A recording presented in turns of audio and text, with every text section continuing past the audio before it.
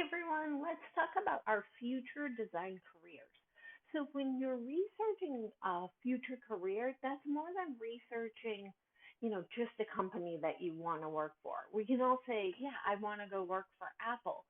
But what kind of a designer do you want to be? Do you want to be a web designer? Do you want to be a UX designer, designing user experiences? Do you want to be a user interface designer?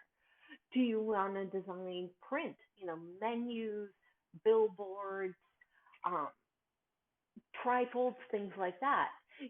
There's so many different categories of designers that before we can stop and pinpoint the company that we want to work for, we really need to research our design career and what type of job that we want to do.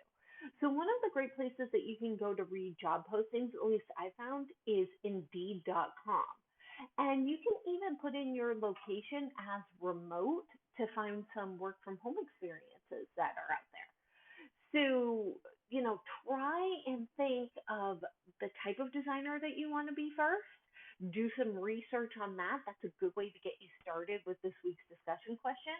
And then you can pinpoint those specific companies out there that are looking for a designer like you. All right, have a great week, everyone.